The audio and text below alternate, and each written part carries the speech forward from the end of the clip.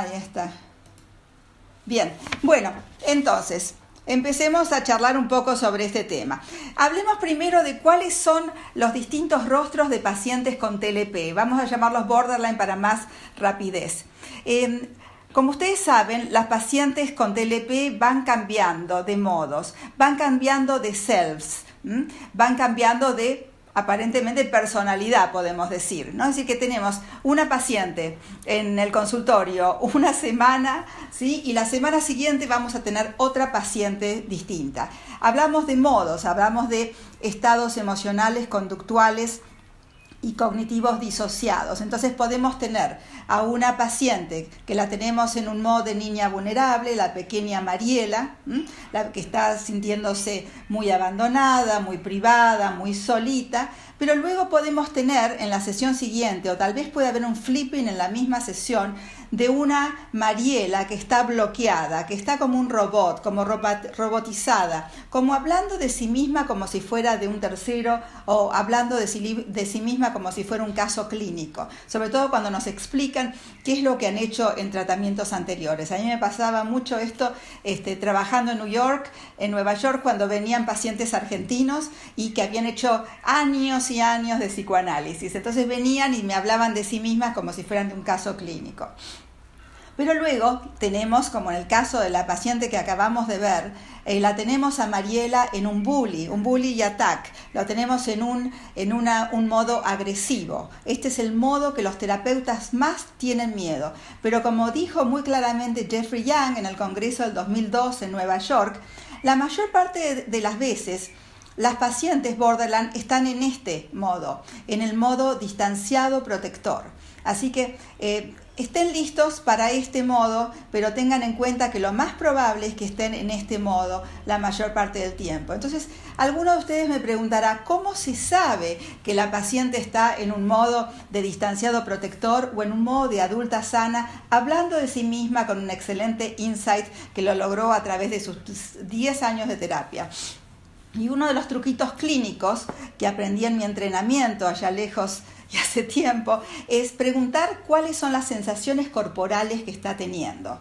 La sensación, ¿qué sentís en estos momentos? Y alguna paciente puede decir, me siento presionada, tengo presión en el pecho, dificultad de respirar, etc.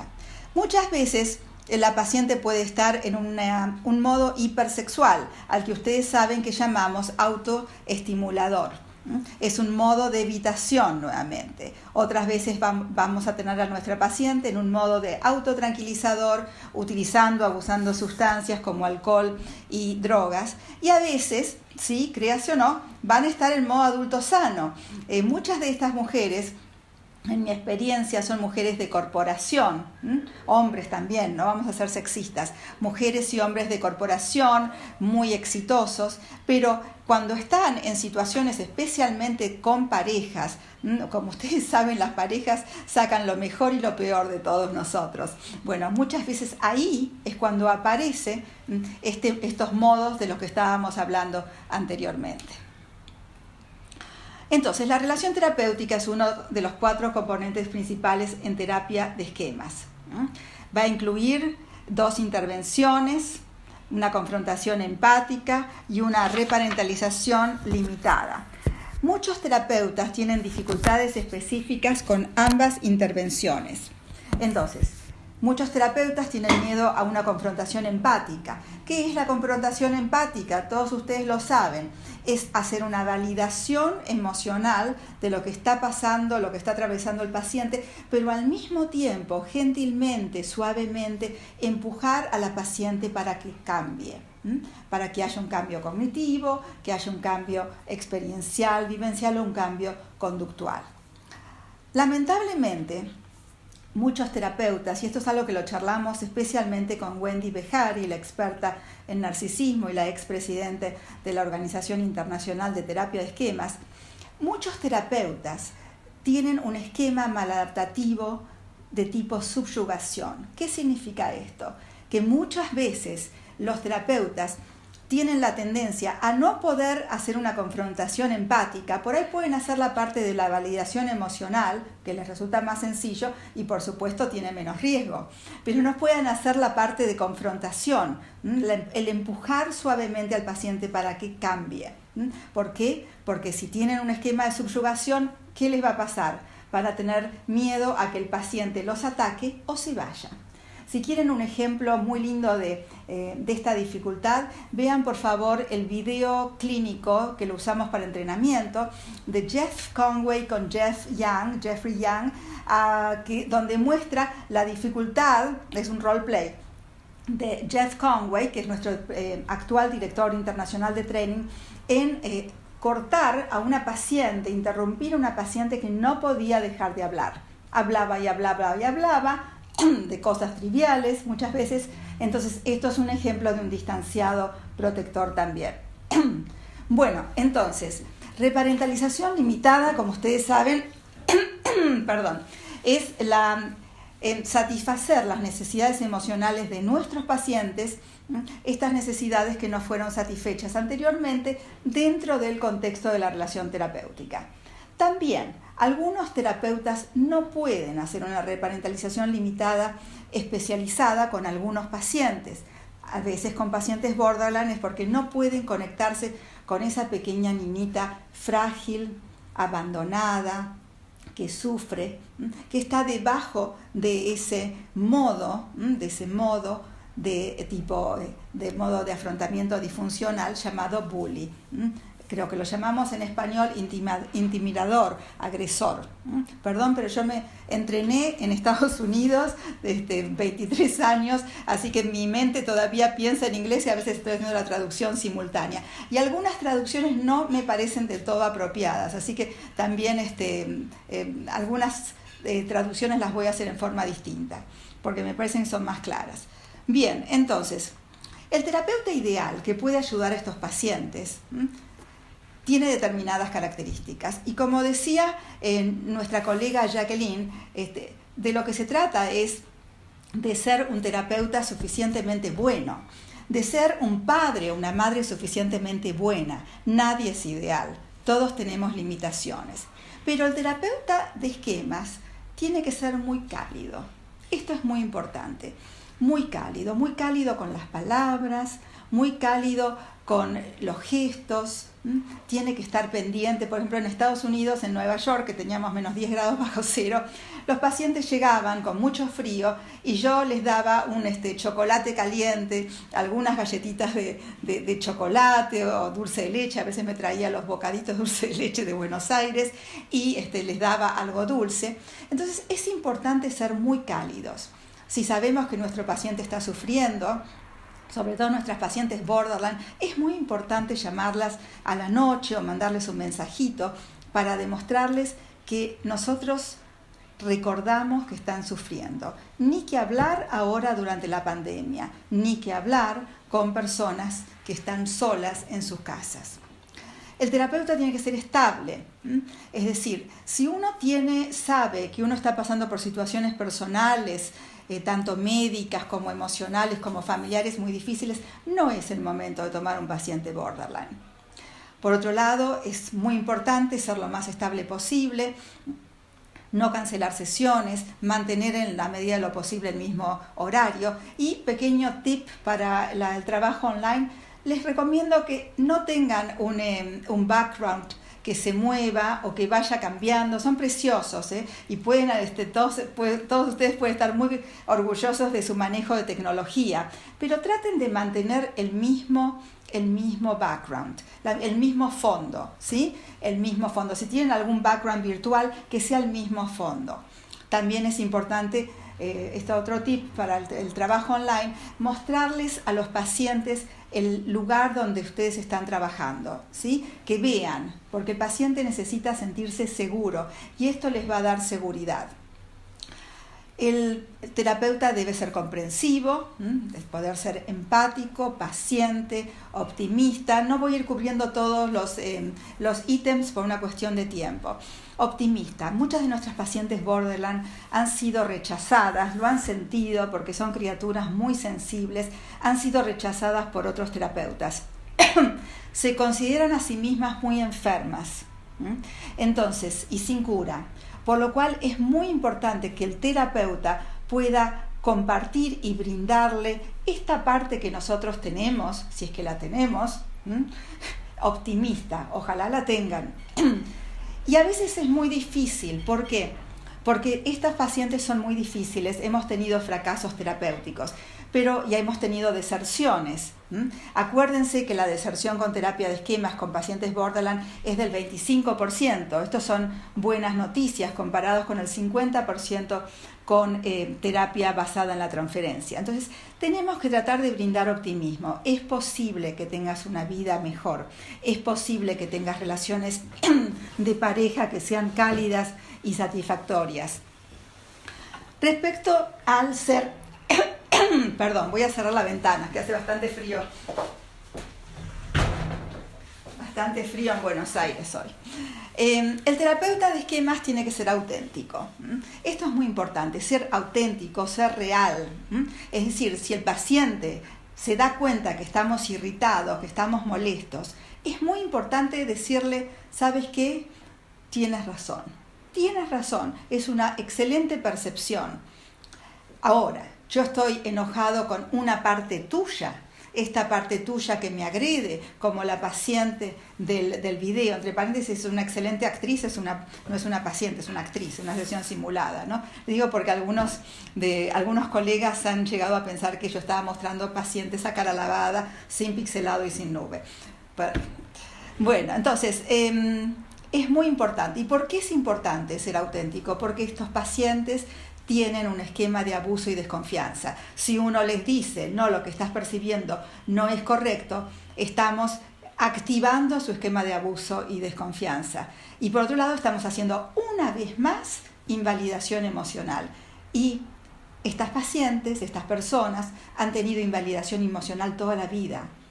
En este sentido, terapia de esquemas tiene total sincronía con la terapia DBT. Y esto es algo que lo charlé con Marsha Linehan en Nueva York y le dije, Marsha, en algún momento tenemos que hacer una investigación donde hagamos la integración de terapia DBT y terapia de esquemas. Por supuesto, Marsha me dijo, ni hablar, no lo hagas porque está yendo más allá de los estudios de investigación. Pero igual yo creo que nosotros, los buenos terapeutas, que además tenemos formación en DBT, podemos integrar y reforzar el modo adulto sano utilizando las excelentes intervenciones de DBT. Entonces, el terapeuta ideal tiene una autoestima sólida, independiente de la valoración de sus pacientes, es decir, no vamos a depender para sentirnos bien como personas y como profesionales qué es lo que piense nuestra paciente de nosotros. ¿Por qué? Porque vamos a subir y vamos a bajar. El paciente va a pensar que somos ideales, fantásticos, los mejores terapeutas, y luego vamos a caer pocas sesiones después, luego vamos a subir nuevamente, si es que el paciente se quedó. Entonces, el terapeuta es capaz de tolerar y enfrentar el conflicto con una paciente. Me habrán visto tratando de tolerar y enfrentar el conflicto. Entre paréntesis, si quieren ver el final de la sesión, lo pueden ver en el canal YouTube de Terapia de Esquemas Argentina Americana. Ahí viene el final y pueden ver algunos otros abordajes experienciales. Y entre paréntesis, para aquellos de ustedes que son profesores, que son entrenadores o que dan alguna clase introductoria, siéntanse libres, por favor, de utilizar todos los videos que tienen en el canal YouTube. No tengo ningún problema, no hay ningún tipo de copyright. Bien. Entonces, el terapeuta ideal acepta sus límites y pertenece a un grupo de pares donde puede pedir ayuda si la necesita. Tuve el privilegio de pertenecer al grupo de trabajo del Dr. Jeffrey Young en muchos años de vida en Nueva York, y para mí fue muy importante. Todos los martes a la mañana, a las 9 de la mañana, aunque tuviéramos menos 10 grados bajo cero, estábamos todos allí, compartíamos casos clínicos y presentábamos papers. Pero lo importante de esto, que si bien fue muy difícil porque yo era la única latina y bueno, a veces uno no se expresa en inglés como se expresa en español, para mí lo importante fue bajar la idealización de estos terapeutas con muchísima experiencia y colaboradores de Jeffrey Young. ¿Por qué? Porque todos tenían problemas con algunos pacientes en algunas situaciones. Así que para mí fue, ¿cómo decirlo?, reforzar un modo de adulta sana compasiva, y no pensar que otros son perfectos y yo era deficiente. Entonces, el terapeuta ideal se siente competente para manejar crisis y procesar traumas, por lo que realiza estas intervenciones clínicas cuando es necesario. Esto es importante. ¿Y por qué? Porque muchos terapeutas tienen miedo de llegar a la etapa en la que tienen que procesar situaciones traumáticas. Estos pacientes tienen trauma complejo. El nivel de desregulación emocional va a ser muy intenso. Pero si ustedes están bien entrenados y han hecho como entrenamiento mucho roleplay dentro de los trainings oficiales y en las supervisiones, ustedes desde el punto de vista técnico van a poder hacerlo. Desde el punto de vista personal, veremos si pueden hacerlo también. Si hay esquemas de inestabilidad, subyugación, abandono, van a tener más dificultades. Algunos problemas clínicos frecuentes es que el terapeuta tiene padres críticos, esquemas de defecto a vergüenza y un estilo de sumisión. En este caso van a comprar lo que dice el paciente. El paciente les va a decir que son estúpidos y ustedes se van a sentir estúpidos, ¿sí? Hablamos de proyección identificatoria en psicoanálisis. Bueno, no les conté, yo fui psicoanalista 10 años. Y bueno, hay muchos denominadores comunes, similitudes entre psicoanálisis, por supuesto, y terapia de esquemas. Ustedes saben que nosotros nos basamos en parte en terapia psicoanalítica, sobre todo en relaciones objetales y terapia del apego de Bowlby. Entonces, lo fundamental es que si ustedes tienen padres críticos, van a tener que trabajar, procesar emocionalmente estas experiencias infantiles, porque si no van a sufrir mucho con estos pacientes. Ni que hablar con los pacientes narcisistas. Si el terapeuta tiene padres críticos, esquemas de defecto vergüenza y un estilo de evitación, pueden llegar a bloquearse, a no sentir nada, cuando el modo de adulto sano siente malestar cuando un paciente los critica, cuando un otro los critica. Entonces pueden levantar ese distanciado protector, la armadura, la pared, la muralla. Creo que Manuel hablaba de la muralla, me parece un buen nombre. O pueden olvidarse de veras de este paciente. Casualmente, de repente pueden olvidarse y no agendarlo, ¿sí? al paciente. Ni que hablar el esquema de abandono que va a activarse. El terapeuta tiene padres críticos, esquemas de defecto y vergüenza y un estilo de sobrecompensación. ¿Qué es lo que puede hacer un terapeuta en esta situación? Puede culpar al paciente, porque no estás haciendo la tarea, entonces por eso no tenés progreso, por eso no estás cambiando, ¿sí? O puede criticar al paciente, culpar al paciente, descalificarlo en forma sutil o en forma no tan sutil. Si el terapeuta se crió en un clima emocional de inestabilidad y experimentó pérdidas tempranas, puede llegar a tener pánico a que el paciente se vaya. Pánico. Y si tiene un esquema de vulnerabilidad al peligro financiero, ni que hablar. Va a tener pánico que se vaya porque se puede activar este esquema. A veces no es esquema, a veces es modo adulto sano. Uno sabe, seamos realistas, que si uno tiene menos pacientes, como está pasando en la pandemia, tiene menos ingresos. Así que también esto puede ser modo adulto sano, pero puede ser un esquema de vulnerabilidad al peligro financiero. Si el terapeuta tiene un esquema de castigo y permite que su paciente actúe en forma abusiva, esto también puede ser un problema. Me acuerdo el caso de Shalin. Shalin era un paciente indio nacido en la India, y era un paciente que con trastorno antisocial de personalidad, trastorno borderline con rasgos antisociales. Venía y me insultaba. Se enojaba conmigo y me insultaba. Entonces me decía, bueno, yo te pago, entonces como te pago, te puedo insultar. Y yo tenía que poner límites. Poner límites es parte de la reparentalización limitada. Es decir, mira, es cierto que vos me pagás, y me alegro mucho poder hacer todo lo posible por ayudarte, pero vos me pagás por mi tiempo. Vos no me pagás por insultarme. Otro caso. El terapeuta evita realizar una confrontación empática cuando la paciente solo habla de temas triviales. Como les decía, en el 2002, en el Congreso de Nueva York, Jeffrey Young nos alertó acerca de los distintos subtipos de distanciado protector. Uno es el que da justificaciones, el negador, pero también esta persona que viene y habla del tiempo, de la película, de lo que cocinó, etc. También hay que hacer confrontación empática. El terapeuta tiene dificultades en la fase de autonomía de la paciente, promoviendo la dependencia de la paciente. Nuestras pacientes borderline tienen un modo de niña vulnerable, pero este modo de niña vulnerable, en el mejor de los casos, con sus intervenciones, con la psicoterapia con ustedes, va a ir cambiando y se va a transformar en una adolescente, la paciente se va a transformar en una adulta joven y va a poder independizarse, y es importante poder reforzar, y esto no se ve muchas veces en algunos trainings por lo que yo estoy viendo, y es importante verlo en trainings, verlo en supervisiones, es importante reforzar el modo de adulta sana de la paciente, además de sanar a la niña vulnerable, a la niña abandonada, a la pequeña Mariela privada de cariño, a la pequeña Mariela abusada. Es decir, que hacemos muchas veces un top-down, un approach top-down, de arriba hacia abajo, o un bottom-up, de abajo hacia arriba, cuando estamos sanando el niño vulnerable. El terapeuta puede también tener esquemas de metas inalcanzables, como sobrecompensación de esquemas de defecto y de fracaso. Entonces, en este caso es un problema también, porque es el terapeuta que quiere hacer todo perfecto, ¿sí? Seguir lo que él o ella piensa es un protocolo, cuando en realidad no tenemos protocolo, como estábamos hablando anteriormente, porque imagínense, terapia de esquemas con pacientes borderline dura 3 años o más. Entonces, ¿cómo vamos a tener un protocolo donde hacemos intervención 1, 1, 1, 1, 1, 2? Imposible. Entonces, es importante saber que uno hace lo mejor que puede. Tenemos que activar nuestro modo de adulta sana, compasiva, comprensiva, autocompasiva.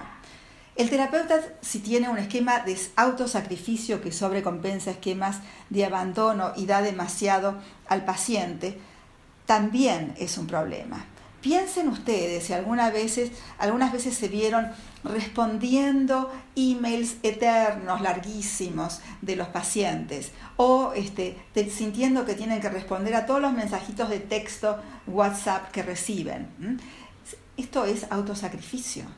Si se autosacrifican y no se ocupan de su tiempo, su salud, su ocio, su momento de diversión, de desconectarse de todos los pacientes, si se tienen una sumisión al esquema de autosacrificio, van a ir al burnout y van a terminar teniendo resentimiento contra estas pacientes. Si el terapeuta tiene esquemas culturales que no le permiten identificar esquemas maladaptativos tempranos del paciente, también es un problema. Les voy a dar mi experiencia personal cultural. Luego de 23 años de vivir en los Estados Unidos, que es un país que tiene una tendencia cultural a la evitación de conflictos, cuando llegué a Argentina, estuve en pleno choque cultural. ¿Por qué? Porque en Argentina, como cultura, por lo menos en Buenos Aires, que es lo que yo conozco, hay una tendencia a decir lo que la gente piensa, cómo lo piensan, con el tono que lo piensan, y sin filtro. Y para colmo está esta frase de, y bueno, yo quiero ser honesta, yo soy honesta. ¡Ja! Honesta. Acá los colegas argentinos me dijeron, esto se llama sincericidio. Les puedo asegurar que para mí fue un choque cultural muy difícil. Entonces, el punto al que quiero ir es, si yo tengo el esquema de autocontrol insuficiente, de emociones impulsas, tengo una paciente que viene y también tiene un tono realmente muy elevado, muy intenso, muy agresivo, no lo voy a poder identificar, voy a tener un blind spot, un punto ciego. Entonces es muy importante poder identificar los puntos ciegos del terapeuta, que a veces pueden ser culturales. El terapeuta puede tener un esquema de búsqueda de reconocimiento y se preocupa si el paciente deja la terapia, no mejora y o habla mal de él o ella. Bueno, les cuento que a todos en algún momento nos puede haber pasado o nos puede pasar. Si tenemos a alguien muy famoso, un colega a quien valoramos mucho, que nos deriva un paciente y el paciente deja la terapia, podemos pensar, va a dañar mi prestigio profesional. Entonces, es importante frente a esta preocupación recordar que el 25% de nuestros pacientes borderline, como dijimos anteriormente, deja las terapias. Y hablamos de terapeutas excelentes, ¿sí? Y por otro lado, que no somos, como decía mi supervisor de Nueva York, no somos dadores universales. No todos los pacientes van a andar bien con nosotros y pueden tener más logros o sentirse más cómodos con otros terapeutas. Está bien, como dicen los españoles, vale. Entonces facilitemos la salida para facilitar la entrada, porque tal vez el mismo paciente vuelve. Entonces, otro problema es que el terapeuta está entrenado en otra línea teórica y no se siente cómodo con la autodivulgación. Entonces, la paciente borderline la vive como fría y distante y deja la terapia. Hay personas que son reservadas, que son más inhibidas. Me refiero también a terapeutas. Una paciente borderline se beneficia, en mi experiencia personal, por lo que he visto a lo largo de, 32 años de profesión, de terapeutas cálidas, expresivas, que puedan hacer autodivulgación, que puedan compartir experiencias personales. Cuando yo estaba viviendo en Nueva York y hacía las citas online a través de las aplicaciones, y tenía una paciente que estaba haciendo las mismas citas, acá en Argentina llaman Happen o Tinder, hay distintas variantes, yo le contaba a las pacientes mis propias experiencias. Y qué frustrante que era muchas veces estar yendo una y otra vez a conocer a alguien nuevo, ¿sí? Y después uno se desilusionaba, porque en general no llegaban a mucho las citas. Bien, el terapeuta tiene un esquema de subyugación y no puede poner límites razonables cuando el paciente exige demasiado. Tenemos pacientes que pueden decir, como me ha pasado, ¿no? Quiero el horario de las 6 de la tarde. Y el 6 de la tarde es el horario pico, como ustedes saben, para práctica privada. Entonces, pide el horario de las 6 de la tarde, no viene a la sesión y después puede cancelar el mismo día y además quiere no pagar, ¿sí? Entonces, esto es importante, poder ponerle límites razonables a nuestros pacientes. Si el terapeuta está sobrecargado por problemas familiares o personales y se siente abrumado por la crisis del paciente, también esto puede ser un problema porque uno puede, sin darse cuenta, estar irritable con el paciente.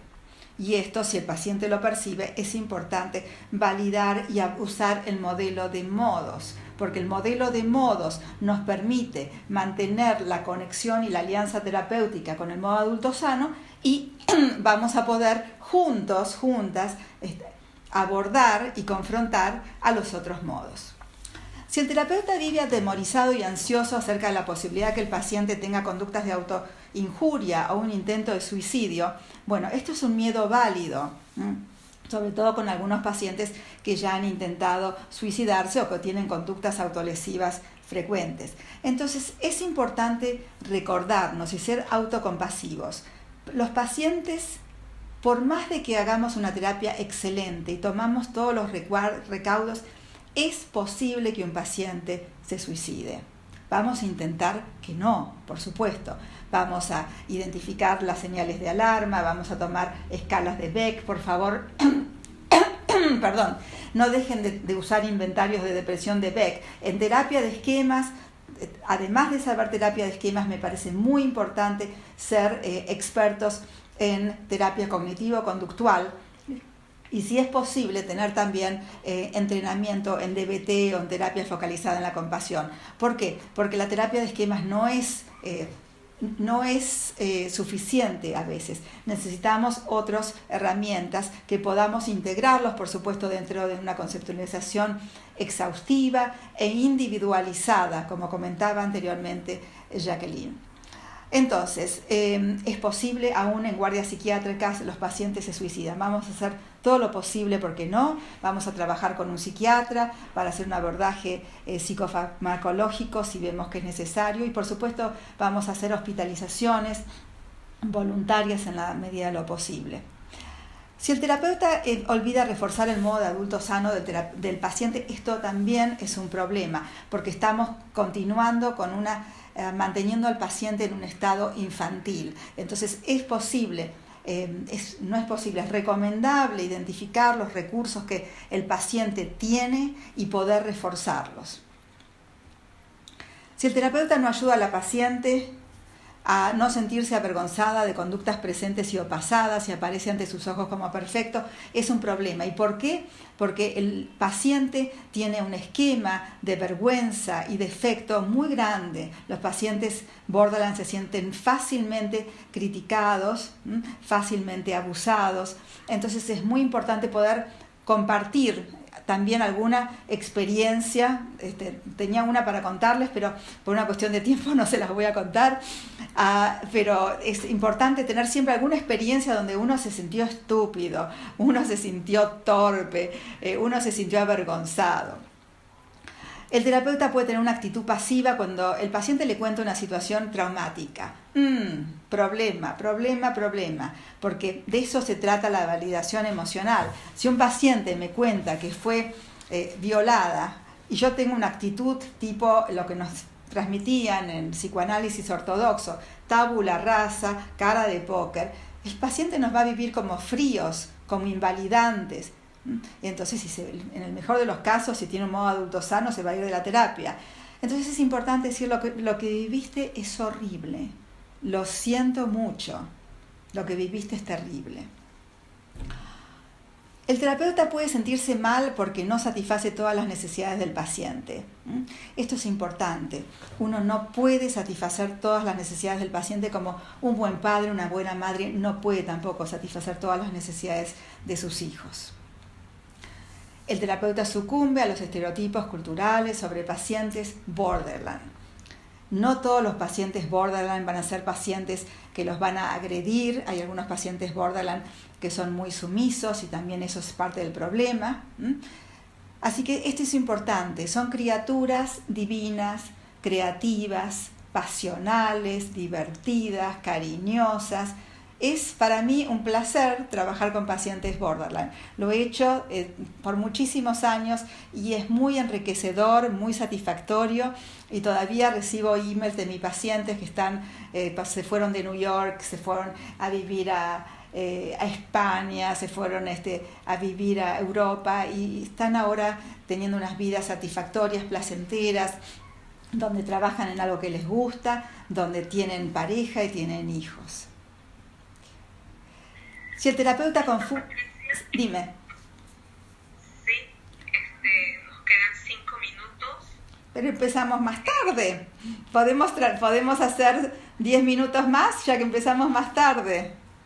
Me encantaría, pero hay otras ponencias. Quisiera compartirte unas preguntas muy interesantes que he recogido en el chat de los participantes. Hay una pregunta de Carlos Carvajal que nos dice: ¿cuál es la diferencia entre un paciente con trastorno DLP y un trastorno disociativo múltiple? Bien, muy buena pregunta.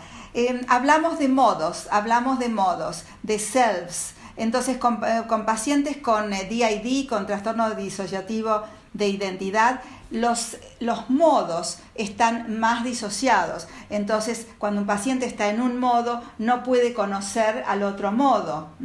Por ejemplo, en Estados Unidos, esto fue cuando vivía en Miami, trabajé con una paciente, trabajé muy poco porque había un experto en trastorno disociativo de identidad, que tenía un modo de niña pequeña, luego se transformaba en el pequeño Billy, después se transformaba en Mariana. Estos modos no se conocían unos a otros, así que fue muy interesante ver la disociación extrema. Con pacientes borderline, los pacientes borderline pueden recordar que han estado en un modo de intimidador, agresor, bully, attack, ¿sí? Perfectamente lo pueden recordar, ¿sí? Luego el trabajo justamente terapéutico es poder satisfacer en imaginería descriptiva o en un abordaje con sillas, poder satisfacer las necesidades de la pequeña María, la pequeña Paulita, para que este intimidador protector no tenga que aparecer, pero no hay una total disociación.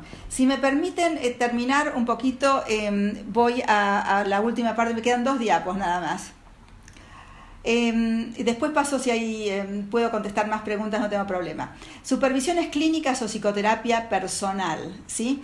Esto es un punto importante. La supervisión clínica es necesaria cuando el terapeuta no tiene suficiente entrenamiento. Y yo insisto, en los entrenamientos, y yo soy una de las 3 revisoras de Latinoamérica, es fundamental que haya role play durante las clases. Role play donde haya una díada de 2 colegas, que uno haga de terapeuta y otro haga de paciente, y luego una reversión de roles.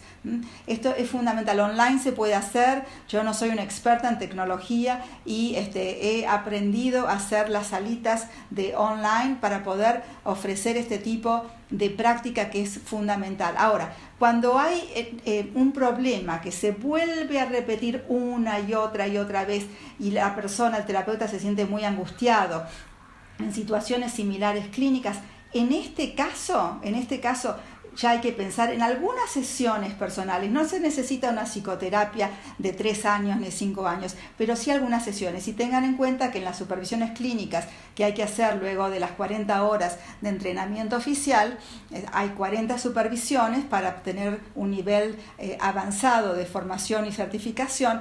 3 de esas supervisiones pueden ser de problemas personales. Quisiera invitarlos rápidamente a la conferencia magistral de la doctora Joan Farrell. Tengo el privilegio de que haya aceptado mi invitación, con todo gusto, están todos invitados. Y acá están los libros de Joan Farrell. Ella es especialista en pacientes borderline y una de mis entrenadoras. Así que este libro, el Schema Therapy Clinician's Guide, está en español. Bueno, y concluyendo, el terapeuta de pacientes borderline debe poder satisfacer, dentro del contexto de la relación terapéutica, las necesidades emocionales de la paciente que no fueron satisfechas durante su niñez y adolescencia.